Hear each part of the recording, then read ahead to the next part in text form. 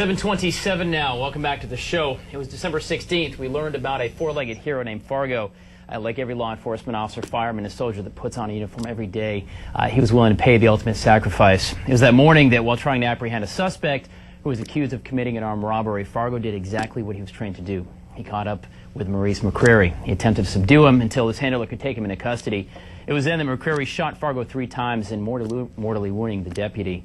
On July 28th, Richland County Sheriff's Department is once again hosting their Guardians of the Night Canine Walk and Run, and they're dedicating the run to Canine Deputy Fargo. Joining me this morning, Master Deputy Warren Cavanaugh, you're actually Fargo's handler, and Lieutenant Kevin Hoover, and of course, Canine Arco. Good morning, gentlemen. Good morning.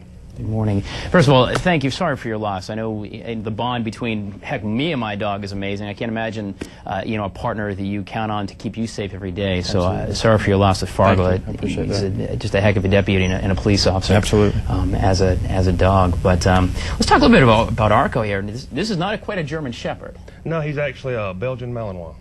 Belgian, write that down at home, kids. Belgian Malinois. Okay, and he's 6 years old. 6.5 years old, yes, sir. And what is he trained in with the Sheriff's Department? He's what we call a full-service patrol dog. Okay. He does narcotic tracking, building search, and suspect apprehension. Fantastic. Tell me, what is the big bonus, if there was, maybe there's more than one, to having the dogs on patrol with you? Not only just keeping you safe, because you're out there without a partner necessarily if you don't have a dog, but what are some other assets to having a canine unit like this for a department? Well, it's a huge asset to have a canine with you. It's like having a partner with you, even when you're by yourself. They have senses that you and I don't have that they can help find missing folks, violent suspects that run from us. It's just a huge asset. They have senses that we don't have. Sure. He's a good dog. You know, you get scared of police dogs, but he's not going to bite me, is he? No, not right now. All right. Nice. But you know what I think is true? Just like that, he might. Just like that. What kind of training do you guys go through with these dogs? These guys go through a 15-week basic academy, and they're just like us. They come out. They're new. They've got to get street experience just like we do before they're a veteran police dog. But they come out. They're certified after 15 weeks. The handler and the canine, and after 15 weeks they go on the road and get street experience, and they only get better from there. And you guys, you live together. I mean, it really becomes a member of your family. Fargo was a member of your family, deputy. I mean, you guys have that bond that you can't really break. Absolutely. Yeah. He lives with me and my family at home every night when I go home. That's great.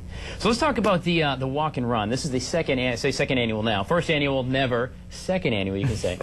Guardian of the Night walk around. It's going to be at the Village of Sand Hill. That's coming up this weekend. That's on the 28th. 28th, excuse me. 28th. Two weeks from now. So it's our, as you said, second annual.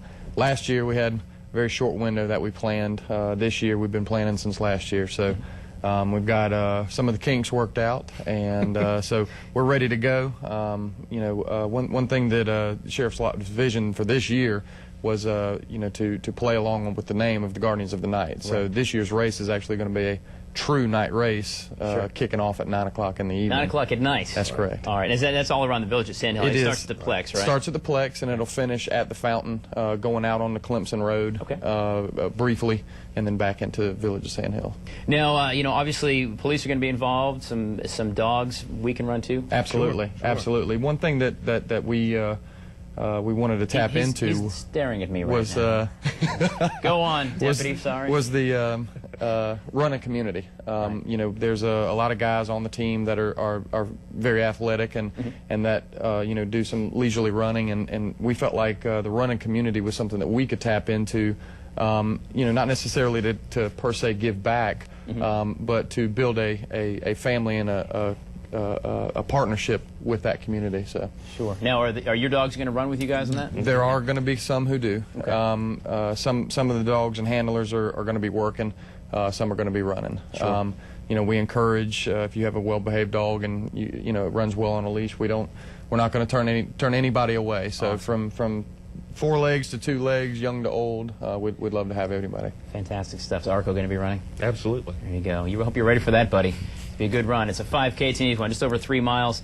It is the Guardian of the Night 5K Canine Walk and Run. That's happening on the 28th. We'll get information for you at MidlandsConnect.com/GDC. Once again, gentlemen, thank you for your service. Thank you for having us. And these awesome dogs. They do such a great job and such an asset to the department. Thank so you. Appreciate thank you, it. gentlemen. Thank you. Get out and run. Don't be scared to do it, guys. We'll get information at MidlandsConnect.com/GDC. Now, stick around. When we come back, we've got a special update.